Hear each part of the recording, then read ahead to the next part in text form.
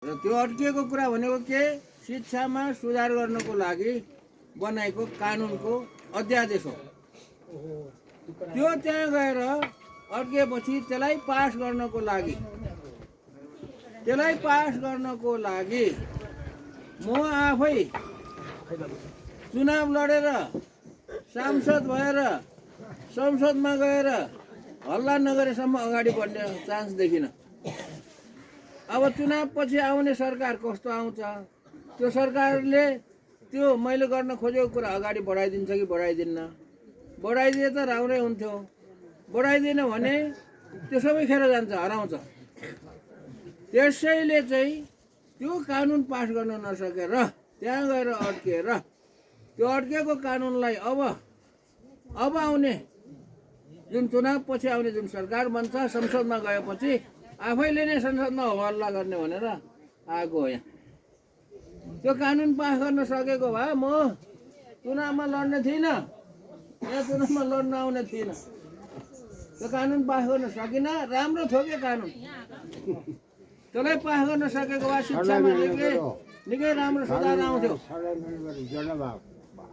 त्यसैले त्यही ठेस लाग्यो मलाई, त्यही ठेस लागेर चाहिँ म यहाँ चुनाव लड्न आएको हो।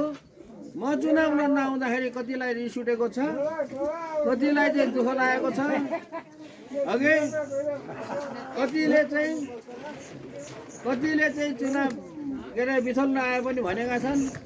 तर म कसैलाई दुःख दिन आएको होइन, कसैलाई चाहिँ रिसिभिङ भएर कसैको रिस गरेर आएको होइन, मेरो आफ्नै कारणले आएको। त्यसो भएर चाहिँ अब रहेछ के त भन्दाखेरि सांसद हुन लेखा रहेछन् भगवान्ले है। अब त्यो पनि थाहा भएन क्या। 4 गतेसम्म त मलाई थाहा थिएन। 4 गतेसम्म बेलुका रातिसम्म पनि 4 गतेको बेलुका रातिसम्म पनि मैले त्यो कानुन पास गर्नलाई बेसरी कोसिस गरेको।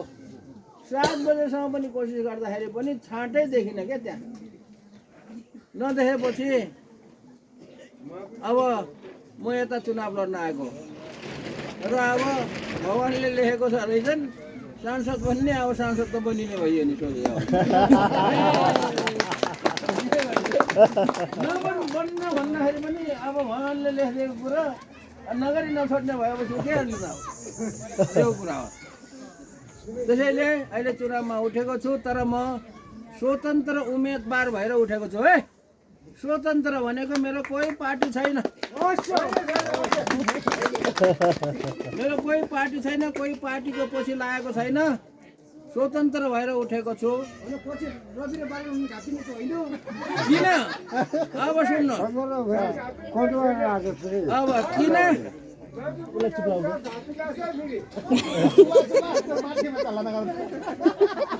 किन स्वतन्त्र उठेको छु त्यसको कारण बुझ्नुहोस्। यहाँ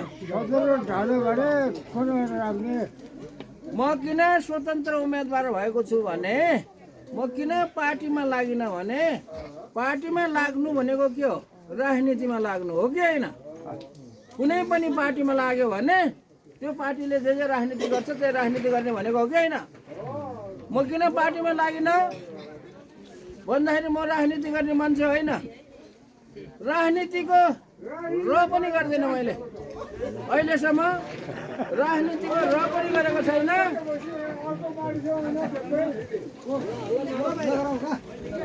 राजनीतिमा लाग्ने मान्छे होइन म, त्यही भएर पार्टीमा नलागेको हो। त्यो भाइले भनेको अहिले चुनाव जितेर गएर लाग्ने हो कि भनेछ, होइन, शङ्का गरेका हो। त्यस्तो हुँदैन। हेर्नु, राजनीतिमा किन लागिन भन्दाखेरि म समाज सेवा गर्ने मान्छे हो, गाउँलेहरूलाई सघाउने मान्छे, देशलाई सघाउने मान्छे। अहिलेसम्म मैले देशलाई सघाएको, समाजलाई सघाएको, राजनीति नगरिकन 33 वर्ष भयो। 2049 सालमा म अमेरिकामा पढेर फर्केर गाउँमा गएर बसेको छु। अमेरिकामा पढेको मान्छे यहाँ गाउँमा बसेर त्यत्तिकै डुलिरहेछ भनेर कतिले मलाई बौला पनि भन्यो।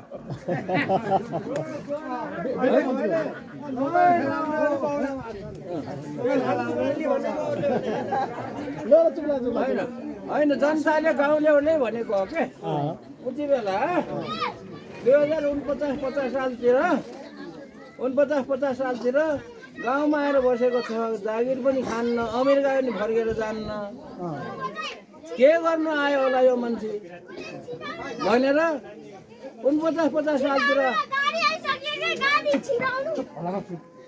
त्यो भनेको। अनि 2051-52 सालतिर है 2051-52 सालतिर यो म्याग्दी जिल्लाको त्यति बेलाको पार्टीका नेताहरूले मलाई आएर मलाई फगाएको, पार्टीमा प्रवेश गराउन खोजेको। सबै पार्टीको मान्छेहरू आएको थियो। उसले पनि मेरो पार्टीमा पस भन्छ, उसले पनि मेरो पार्टीमा पस भन्छ। मैले कसैको पार्टीमा पसिनँ 2051-52 सालतिर। किन मैले के भने म अमेरिकाबाट यहाँ गाउँमा म्याग्दीमा राजनीति गर्न आएको होइन। अमेरिका छोडेर म्याग्दीमा गएर राजनीति गर्छु भन्न आएको होइन। म त गाउँलेहरूलाई यसो सघाउँछु भनेर आएको मान्छे, राजनीतिमा लाग्दैन भनेर भनेको। पछि माओवादीको पालामा पनि माओवादीहरूले पनि मलाई राजनीतिमा तान्नलाई धेरै कोसिस गरे। म मान्दै मानिनँ, त्यही नाङ्गीमा त थिएँ, मेरै गाउँमा त थिएँ। त्यसैले म राजनीति गर्ने मान्छे होइन। अहिले चुनावमा जितेर गएर माथि सांसद भए पनि मैले राजनीति गर्दैन। माथि देश र जनताको सेवा गर्नु, समाज सेवा गर्नुको लागि, देश र जनताको सेवा, समाज सेवा गर्नुको लागि राजनीतिमा लाग्नै पर्छ भन्ने छैन। राजनीतिमा नलागे पनि देश र सेवाको, जनताको सेवा गर्न सकिन्छ। अहिलेसम्म मैले गरेको त्यही हो। अहिलेसम्म मैले केही न केही त गरेको छु नि, दुनियाँले देखेको छ त। त्यसै बसिरहेको छैन, केही न केही गरेको छु। कुनै राजनीतिमा लागेको छैन। आफ्नो दिमागले, आफ्नो क्षमताले भ्याएसम्म त केही न केही त कोसिस त गरेको छु। कमसेकम नराम्रो काम त गरेको छैन, भ्रष्टाचार गरेको छैन। त्यसैले म राजनीतिमा नलागेको हुनाले, समाज सेवा गर्ने मान्छे भएको हुनाले म चाहिँ स्वतन्त्र उम्मेदवार भएर उठेको हो। यही हो कुरा। अब स्वतन्त्र उम्मेदवार भएर उठेपछि यहाँको अरू नेताहरूले के भन्छन्? अहिले चुनावमा प्रचार गर्न आउनेहरू गाउँ गाउँ छिरेका छन् होइन। गाउँ गाउँमा छिरेर चुनावको चाहिँ प्रचार प्रसार गर्नेहरूले अब मान्छेलाई चाहिँ भाड्नलाई महावीर पुन एक्लै हो, यसको चाहिँ पार्टी छैन, यसले यहाँबाट जितेर गए पनि माथि गएर केही गर्नु सक्दैन, यसले माखो मार्न सक्दैन। त्यसैले महावीर पुनलाई भोट खेर नफालो भयो, हामीलाई देऊ भने भन्नेले भनेछन्, सुन्नेले सुन्नुभयो होला होइन। तर म के भन्छु भने म माथि चुनाव जितेर गएर, जित्नु त पक्कै जित्छु, माथि गएर म एक्लै हुन्न। म एक्लै हुन्न, मैले टोली बनाउँछु, टिम बनाउँछु, सांसदहरूको टिम बनाउँछु क्या। अनि कस्तो सांसदहरूको टिम बनाउँछु भने अहिले चुनावमा जितेर आउने, इमान्दार, भ्रष्टाचार नगर्ने, जनताको काम गर्छु भनेर मरिमेट्ने किसिमका सांसदहरू जितेर आएको। त्यस्तो सांसदहरू पनि हुन्छन्। सबै सांसदहरू भ्रष्टाचार छैनन्, सबै सांसदहरू भ्रष्टाचार हुँदैनन्। धेरै जसो भ्रष्टाचार हुन्छन्, तर कोही कोही त राम्रै पनि हुन्छन्। कुनै पनि पार्टीको मलाई मतलब छैन। कुनै पनि पार्टीको होस्, राम्रो इमान्दार भ्रष्टाचार नगर्ने त्यस्तो गतिलो सांसद छ भने उनीहरूसँग मिलेर छलफल गरेर के गर्ने भनेर योजनाहरू बनाउने हो। त्यो राजनीति गर्नलाई टोली बनाउने होइन क्या। राजनीति गर्नलाई टोली बनाउने भए त मैले अर्को पार्टी खोलेर मेरै टोली बनाउँथेँ नि त। त्यसैले म चाहिँ एक्लै हुन्न। माथि गएपछि मैले इमान्दार राम्रो सांसदहरू जोसुकै पार्टीको पनि होस्, मलाई पार्टीसँग केही रिस राग छैन। कोही पार्टीसँग मेरो दुश्मनी पनि छैन, कोही पार्टीसँग रिस राग छैन, कोही पार्टी को चाहिँ विरोध पनि गर्दिनँ, राम्रो काम गर्यो भने चाहिँ सपोर्ट पनि गर्छु।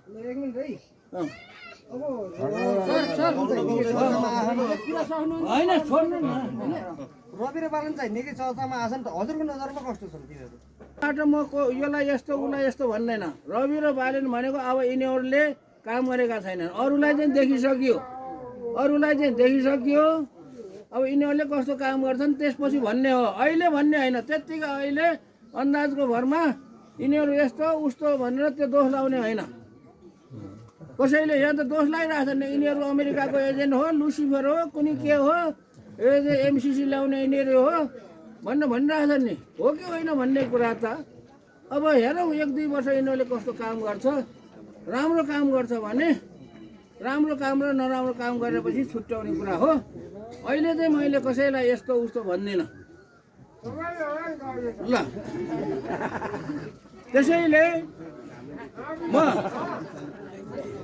त्यसैले म के गर्छु भने टिम बनाएर काम गर्छु, राजनीति गर्नलाई होइन, देश र जनताको सेवा गर्नको लागि टिममा चाहिँ छलफल गर्छौँ। के राम्रो काम, प्रोजेक्टहरू कस्तो के गर्ने भन्ने कुरा छलफल गर्ने हो, कुनै एउटा निष्कर्ष निकाल्ने हो र त्यो कुरालाई चाहिँ संसदमा लगेर पेश गर्ने हो।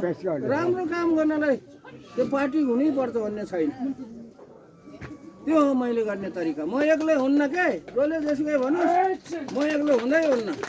मेरो जे पनि काम गर्ने तरिका चाहिँ जे काम गरे पनि म टिम बनाएर काम गर्छु। तपाईँलाई थाहा छँदैछ मैले अहिले वीरगञ्जको कृषि औजार कारखाना पनि चलाइरहेको छु, यहाँ चुनावमा पनि लडिरहेको छु होइन, उता कारखाना पनि चलाइरहेको छु। मैले चलाएको छु र कारखाना चलाउनेले त त्यहाँ टिम बनाएको छ त। अनि पैसा चाहिँ मेरो आफ्नै किताब बेचेर 12 करोड रुपियाँभन्दा बढी जम्मा गरिदिएको छु त्यहाँ, त्यही पैसाले चलाएको। अनि त्यो मेरो कारखाना होइन, सरकारको कारखाना हो, सरकारलाई सघाएको हो क्या। त्यो कारखाना चलाएर मैले तलब खाने होइन, त्यो कारखाना चलाएर मैले के अरे त्यो बेचेर सामान बेचेर मैले नाफा खाने होइन, सरकारले सघाएको टिम छ त्यहाँ। राष्ट्रिय आविष्कार केन्द्र भन्ने छ, राष्ट्रिय आविष्कार केन्द्र खोलेको त 8 वर्ष भयो। म डुलिरहेको छु, राष्ट्रिय आविष्कार केन्द्रले चलाइरहेको छ। गर्नुपर्ने कामहरू, अनुसन्धान आविष्कारका कामहरू गर्ने त्यहाँ त टिम छ नि। त्यसैले म यस्तो एक्लै बाँदर जस्तो हुन्न, जहाँ गए पनि जे गरे पनि टिम बनाएर काम गर्नुपर्छ। आफ्नो एउटा घरको काम मात्रै हो भने एक्लैले काम गरे हुन्छ क्या, घरको काम गर्नलाई। तर देश र जनताको काम गर्ने हो भने टिम बनाएर काम गर्नुपर्छ र टिम बनाएर पार्टी नै खोल्नुपर्छ भन्ने छैन। यसरी हो मैले काम गर्ने तरिका। र अब सुन्नुहोस् अर्को कुरा, यहाँ सबैको इच्छाको कुरा। महावीर पुनले यहाँबाट चुनाव जितेर गएर म्याग्दीलाई के गर्छ भनेर सबैले सोध्छन्। सोध्नु तपाईँहरूको मनमा नै भने यो मान्छेले चुनाव जितेर गएर के गर्ला त, केही गर्ला कि नगर्ला त भन्ने कुरा सबैको मनमा छ। भोट दिउँ कि नदिउँ होइन, यस्तो पनि होला नि त, केही काम गर्छ कि गर्दैन त होइन। त्यत्तिकै मैले दिएको भोट त्यसै खेर पो जान्छ कि केही कामै गरेन भनेदेखि त भोट त खेर गयो होइन। अब कुरा के छ भने यो चुनावको समयमा चुनावको प्रचार प्रसार गर्ने समय हो।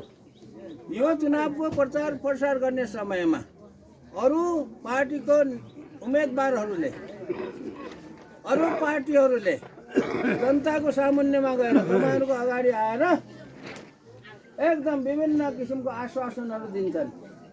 म चाहिँ चुनाव जितेर गएपछि तपाईँहरूको लागि यस्तो गरिदिन्छु, उस्तो गरिदिन्छु, यहाँ यो बनाइदिन्छु, उसो गरिदिन्छु भनेर विभिन्न किसिमका आश्वासनहरू दिन्छन्, सबैले दिन्छन्। यहाँ म्याग्दीकोले मात्र होइन,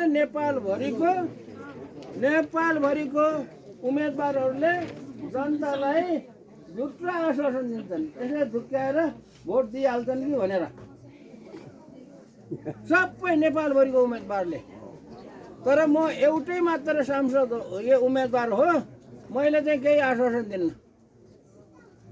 मैले जनतालाई यो बेलामा के यो चुनाव हुने बेलामा भोट माग्ने बेलामा झुक्क्याउनलाई मैले केही आश्वासन दिन्न। एउटै मात्र उम्मेदवार हो। नेपालभरिको सबै उम्मेदवारले हुने नहुने आश्वासन दिन्छन्। किन आश्वासन दिन्न भन्दाखेरि यो बेला आश्वासन दिने समय होइन। आश्वासन दिने भनेको झुक्क्याउनु हो। म कसैलाई झुक्क्याउन चाहन्न। तर एउटा चाहिँ वाचा गर्छु है, म सम्पूर्ण जनतासँग म्याग्दीवासीसँग मैले एउटा वाचा गर्छु, एउटै गर्छु। अहिलेसम्म यो चुनावको उसमा चाहिँ प्रथम चरणमा म्याग्दीको सबै गाउँ घुम्यो। अब यो दोस्रो चरणमा पनि सबै गाउँ एक दुईपल्ट पुगिन्छ। अनि सबै कुनै पनि गाउँको जनतालाई मैले यस्तो गरिदिन्छु उस्तो गरिदिन्छु भनेर आश्वासन दिएकै छैन, दिँदै दिन्न। तर एउटा वाचा चाहिँ गरेको छु। सबै जनतासँग म एउटा वाचा गरेको छु। के वाचा गरेको छु भने म्याग्दीको लागि मैले के गर्छु, कसरी गर्छु भन्ने कुरा योजना बनाउनको लागि म चुनाव जितेर माथि संसदमा गइसकेपछि अधिवेशनहरू भएको बेलामा त उतै बसौँला, अरू बेलामा म फर्केर पालिका पालिका जहाँसुकै डुल्छु, जनप्रतिनिधिहरूलाई भेट्छु। होइन, सबै पालिकामा जनप्रतिनिधिहरू छन्, वडा अध्यक्षहरू, वडा सदस्यहरू छन्, विभिन्न समितिहरू छन्, पालिकाको अध्यक्ष छन्, उपाध्यक्ष छन्। सबै जनप्रतिनिधिहरूसँग समितिहरूसँग भेटेर छलफल गर्छु। ल के गर्ने लो भनेर योजना बनाउनको लागि म छलफल गर्छु। पालिकाहरूसँग मिलेर जनप्रतिनिधि, म एक्लैले योजना बनाउँदैन।